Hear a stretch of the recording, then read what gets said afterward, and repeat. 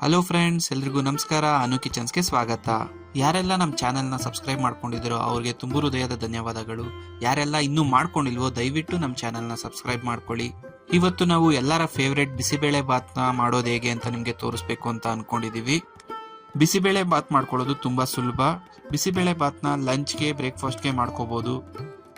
ಬನ್ನಿ ಬಿಸಿಬೇಳೆ ಬಾತ್ ಮಾಡೋದು ಹೇಗೆ ಅಂತ ನೋಡ್ಕೊಳ್ಳೋಣ. ಮೊದಲಿಗೆ ಒಂದು ಕುಕ್ಕರ್ಗೆ ಎಣ್ಣೆ ಹಾಕೊಂಡು, ಎಣ್ಣೆ ಕಾದ ಮೇಲೆ 2 ಈರುಳ್ಳಿನ ಉದ್ದುದ್ದಕ್ಕೆ ಕಟ್ ಮಾಡ್ಕೊಂಡು ಹಾಕೋತಾ ಇದೀವಿ. ಈರುಳ್ಳಿ ಜೊತೆಗೆ ಒಂದು 3 ಬ್ಯಾಡ್ಗೆ ಮೆಣಸಿನಕಾಯಿನ ಮುರ್ಕೊಂಡು ಹಾಕೋತಾ ಇದೀವಿ. ಅದ್ರ ಜೊತೆಗೆ ಒಂದು 10 ಕರಿಬೇವಿನ ಎಲೆಯನ್ನು ಕೂಡ ಹಾಕೋತಾ ಇದೀವಿ. ಇದಿಷ್ಟನ್ನು ಹಾಕೊಂಡು ಈರುಳ್ಳಿ ಸ್ವಲ್ಪ ಕೆಂಪಗಾಗೋವರೆಗೂ ಚೆನ್ನಾಗಿ ಹುರ್ಕೊಳ್ಳೋಣ. ನಾವಿಲ್ಲಿ ಒಂದೇ ಸತಿ ಕುಕ್ಕರ್ ಅಲ್ಲಿ ಎಲ್ಲ ಹಾಕೊಂಡು ಬಿಸಿಬೇಳೆ ಬಾತ್ ಮಾಡೋದನ್ನ ತೋರಿಸ್ಕೊಡ್ತಾ ಇದೀವಿ. ತರಕಾರಿನ ಸಪರೇಟ್ ಆಗಿ ಬೇಯಿಸ್ಕೊಂಡು ಒಗ್ಗರಣೆನ ಸಪರೇಟ್ ಆಗಿ ಹಾಕೊಂಡು ಮಾಡೋ ತರ ಬಿಸಿಬೇಳೆ ಬಾತ್ ಅಲ್ಲ ಇದು. ಈರುಳ್ಳಿನ ಸ್ವಲ್ಪ ಹೊತ್ತು ಹುರ್ಕೊಂಡಾದ್ಮೇಲೆ ಇವಾಗ ಅದಕ್ಕೆ 2 ಸ್ಪೂನ್ ಅಷ್ಟು ಕಡಲೆ ಬೀಜನ ಹಾಕೋತಾ ಇದೀವಿ. ಕಡಲೆ ಬೀಜನ ಹಾಕೊಂಡು ಎಲ್ಲಾನು ಸ್ವಲ್ಪ ಚೆನ್ನಾಗಿ ಹುರ್ಕೊಳ್ಳಿ. ಆಕ್ಚುಲಿ ನಾವು ಮಾಡ್ತಿರೋ ಬಿಸಿಬೇಳೆ ಬಾತು ಮಾಡೋದು ತುಂಬಾ ಸುಲಭ, ತುಂಬಾ ಸಿಂಪಲ್ ಆಗಿ ಮಾಡ್ಕೊಡ್ತಾ ಇದೀವಿ. ಯಾರು ಬೇಕಾದ್ರೂ ಒಂದು 10 ನಿಮಿಷದಲ್ಲಿ ಮಾಡ್ಕೋಬಹುದು. ಎಲ್ಲ ಮಿಕ್ಸ್ ಮಾಡ್ಕೊಂಡಿದ್ದಾದ್ಮೇಲೆ ಇವಾಗ ಅದಕ್ಕೆ ಒಂದು ಸ್ವಲ್ಪ ಹಸಿ ಬಟಾಣಿನ ಹಾಕೋತಾ ಇದೀವಿ. ಅದ್ರ ಜೊತೆ ನಾವಿಲ್ಲಿ ತರಕಾರಿನ ಹಾಕೋತಾ ಇದೀವಿ. ನಾವಿಲ್ಲಿ ಬಳಸ್ಕೊಂಡಿರೋ ತರಕಾರಿ ಬಂದು ನೌಕೋಲು, ಬೀನ್ಸ್ ಮತ್ತೆ ಕ್ಯಾರೆಟ್. ಇಷ್ಟನ್ನು ಉದ್ದುದ್ದಾಗಿ ಕಟ್ ಮಾಡ್ಕೊಂಡು ಹಾಕೋತಾ ಇದೀವಿ. ಬಿಸಿಬೇಳೆ ಬಾತ್ಗೆ ತರಕಾರಿ ಜಾಸ್ತಿ ಹಾಕ್ದಷ್ಟು ಚೆನ್ನಾಗಿರುತ್ತೆ ತಿನ್ನೋದಕ್ಕೆ. ಸೊ ತರಕಾರಿನ ಸ್ವಲ್ಪ ಜಾಸ್ತಿನೇ ಹಾಕೊಳ್ಳಿ. ಇಷ್ಟೆಲ್ಲ ಹಾಕೊಂಡು ಇವಾಗ ತರಕಾರಿನ ಸ್ವಲ್ಪ ಚೆನ್ನಾಗಿ ಹುರ್ಕೋಬೇಕು. ಯಾಕಂದ್ರೆ ತರಕಾರಿ ಚೆನ್ನಾಗಿ ಬೇಯಬೇಕಲ್ವಾ, ಅದಕ್ಕೋಸ್ಕರ ಸ್ವಲ್ಪ ಚೆನ್ನಾಗಿ ಹುರ್ಕೋಬೇಕು. ಬಿಸಿಬೇಳೆ ಬಾತ್ನ ಬೇರೆ ಬೇರೆ ತರಾನು ಮಾಡ್ಕೋಬಹುದು.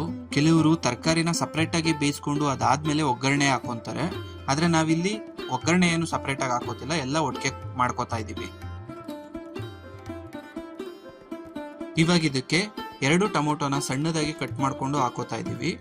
ಟೊಮೊಟೊನು ಹಾಕೊಂಡು ಸ್ವಲ್ಪ ಹೊತ್ತು ಚೆನ್ನಾಗಿ ಹುರ್ಕೊಳ್ಳೋಣ. ಯಾಕಂದ್ರೆ ಟೊಮೊಟೊದಲ್ಲಿ ಹಸಿ ವಾಸನೆ ಇರುತ್ತಲ್ವಾ, ಆ ಹಸಿ ವಾಸನೆ ಹೋಗ್ಬೇಕು. ಟೊಮೊಟೊದು ಹಸಿ ವಾಸನೆ ಹೋಗ್ಲಿಲ್ಲ ಅಂದ್ರೆ ಬಿಸಿಬೇಳೆ ಬಾತು ಟೇಸ್ಟ್ ಚೆನ್ನಾಗಿರಲ್ಲ. ಅದಕ್ಕೋಸ್ಕರ ಸ್ವಲ್ಪ ಹೊತ್ತು ಚೆನ್ನಾಗಿ ಹುರ್ಕೊಳ್ಳೋಣ. ಎಲ್ಲಾನು ಚೆನ್ನಾಗಿ ಹುರ್ಕೊಂಡಿದ್ದಾದ್ಮೇಲೆ ಇವಾಗ ಇದಕ್ಕೆ ರುಚಿಗೆ ತಕ್ಕಷ್ಟು ಉಪ್ಪನ್ನ ಸೇರಿಸ್ಕೊಳ್ಳೋಣ. ಉಪ್ಪನ್ನು ಹಾಕೊಂಡು ಎಲ್ಲಾನು ಚೆನ್ನಾಗಿ ಮಿಕ್ಸ್ ಮಾಡ್ಕೊಳ್ಳಿ. ತರಕಾರಿಗೆ ಉಪ್ಪೆಲ್ಲ ಚೆನ್ನಾಗಿ ಅಂಟ್ಕೋಬೇಕು. ಅದಕ್ಕೋಸ್ಕರ ಸ್ವಲ್ಪ ಚೆನ್ನಾಗಿ ತರಕಾರಿನ ಉಪ್ಪು ಜೊತೆ ಮಿಕ್ಸ್ ಮಾಡ್ಕೊಳ್ಳಿ.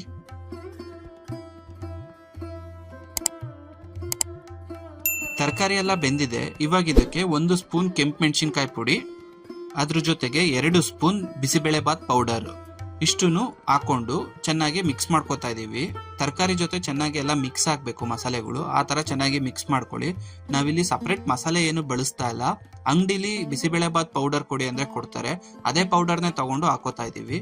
ನೀವು ಅಕ್ಕಿ ಎಷ್ಟು ಹಾಕೋತಿರೋ ಅಷ್ಟ್ರ ಮೇಲೆ ಬಿಸಿಬೇಳೆ ಬಾತ್ ಪೌಡರ್ನ ಹಾಕೋಬಹುದು. ನೆಲ್ಲಿಕಾಯಿ ಗಾತ್ರದಷ್ಟು ಹುಣಸೆಹಣ್ಣ ನೀರಲ್ಲಿ ನೆನಾಕಿಟ್ಟು ಆ ನೀರ್ನ ಇವಾಗ ಇದಕ್ಕೆ ಹಾಕೋತಾ ಇದೀವಿ. ನಾವು ಹಾಕೊಂತಾ ಇರೋದು ಹಳೆ ಹುಣಸೆಹಣ್ಣು, ಅದಕ್ಕೋಸ್ಕರ ನೀರು ಸ್ವಲ್ಪ ಡಾರ್ಕ್ ಆಗಿ ಕಾಣಿಸ್ತಾ ಇದೆ. ಇದೇ ತರ ಹಳೆ ಹುಣಸೆಹಣ್ಣ ಬಳಸ್ಕೊಂಡ್ರೆ ಬಿಸಿಬೇಳೆ ಬಾತ್ ಕಲರ್ ಕೂಡ ಸ್ವಲ್ಪ ಬ್ರೈಟ್ ಆಗಿ ಬರುತ್ತೆ. ಬಿಸಿಬೇಳೆ ಬಾತ್ಗೆ ಹಾಕೊಳ್ಳೋದಕ್ಕೆ ಅಂತ ನಾವು 1 ಲೋಟ ಅಕ್ಕಿನ ತಗೊಂಡಿದೀವಿ. ಅದ್ರ ಜೊತೆಗೆ 3/4 ಲೋಟದಷ್ಟು ಬೇಳೆ ಮತ್ತೆ ಹೆಸರು ಬೇಳೆನ ಚೆನ್ನಾಗಿ ನೆನ್ನಾಕಿಟ್ಟು ತೊಳೆದು ಅದನ್ನ ಇವಾಗ ಹಾಕೋತಾ ಇದೀವಿ. ನಾವಿಲ್ಲಿ ಸೊಸೈಟಿ ಅಕ್ಕಿನ ಬಳಸ್ಕೊತಾ ಇದೀವಿ. ಅಂದ್ರೆ ರೇಷನ್ ಅಲ್ಲಿ ಸಿಗುತ್ತಲ್ಲ ಆ ಅಕ್ಕಿನ ಬಳಸ್ಕೊತಾ ಇದೀವಿ. ನಿಮಗ್ ಬೇಕು ಅಂದ್ರೆ ಅಂಗಡಿ ಅಕ್ಕಿನ ಕೂಡ ಬಳಸ್ಕೋಬಹುದು. ಇಲ್ಲ ಅಂದ್ರೆ ನುಚ್ಚಕ್ಕಿ ಅಂತ ಸಿಗುತ್ತೆ, ಅದನ್ನು ಕೂಡ ನೀವು ಹಾಕೋಬಹುದು. ನುಚ್ಚಕ್ಕಿ ಹಾಕೊಂಡ್ರೆ ಚೆನ್ನಾಗಿರುತ್ತೆ ಬಿಸಿಬೇಳೆ ಬಾತು. ಇವಾಗ 1 ಕ್ಯಾಪ್ಸಿಕಮ್ನ ಸ್ವಲ್ಪ ಸಣ್ಣ ಸಣ್ಣದಾಗಿ ಕಟ್ ಮಾಡ್ಕೊಂಡು ಹಾಕೋತಾ ಇದೀವಿ. ಜೊತೆಗೆ ಸ್ವಲ್ಪ ಬೆಲ್ಲನೂ ಕೂಡ ಸೇರಿಸ್ಕೊಂತಾ ಇದೀವಿ. ಇದನ್ನೆಲ್ಲ ಹಾಕೊಂಡಿದ್ದಾದ್ಮೇಲೆ ಇವಾಗ ನೀರ್ ಹಾಕೋತಾ ಇದೀವಿ. ನಿಮ್ಗೆ ಕ್ಲೀನ್ ಆಗಿ ಹೇಳ್ಬೇಕು ಅಂದ್ರೆ 1 ಲೋಟ ಅಕ್ಕಿ ತಗೊಂಡಿದ್ರೆ ಅದಕ್ಕೆ 4 ಲೋಟದಷ್ಟು ನೀರು ಹಾಕೋಬೇಕು. ಇಷ್ಟು ನೀರು ಹಾಕೊಂಡ್ರೆ ಬಿಸಿಬೇಳೆ ಬಾತು ತೆಳ್ಳಗೆ ಚೆನ್ನಾಗಿ ಬರುತ್ತೆ. ನೀರ್ನ ಹಾಕೊಂಡು ಎಲ್ಲ ಚೆನ್ನಾಗಿ ಮಿಕ್ಸ್ ಮಾಡ್ಕೊಳ್ಳಿ. ಇಲ್ಲಿ ಬೆಲ್ಲ ನಾವ್ ಏನಕ್ಕೆ ಹಾಕೊಂಡ್ವಿ ಅಂದ್ರೆ ಬಿಸಿಬೇಳೆ ಬಾತ್ಗೆ ಉಪ್ಪು, ಹುಳಿ, ಖಾರ ಎಲ್ಲ ಚೆನ್ನಾಗಿ ಸೇರಿರುತ್ತೆ. ಅದ್ರ ಜೊತೆಗೆ ಸ್ವಲ್ಪ ಸ್ವೀಟ್ನೆಸ್ ಕೂಡ ಇದ್ರೆ ಅದ್ರ ಮಜಾ ತುಂಬಾ ಚೆನ್ನಾಗಿರುತ್ತೆ. ಅದಕ್ಕೋಸ್ಕರ ಸ್ವಲ್ಪ ಬೆಲ್ಲ ಹಾಕೋತೀವಿ. ಜಾಸ್ತಿ ಕೂಡ ಏನು ಹಾಕೊಳ್ಳಲ್ಲ, ಸ್ವಲ್ಪ ಹಾಕೋತೀವಿ ಅಷ್ಟೇ. ಇವಾಗ ಫೈನಲ್ ಟಚ್ ಸ್ವಲ್ಪ ಕೊತ್ತಂಬರಿ ಸೊಪ್ಪನ್ನ ಹಾಕಿ ಕುಕ್ಕರ್ದು ಮುಚ್ಚಳ ಮುಚ್ಚಿ ವಿಸಿಲ್ ಇಟ್ಟು 4 ವಿಸಿಲ್ನ ಕೂಗಿಸ್ಕೊಳ್ಳಿ.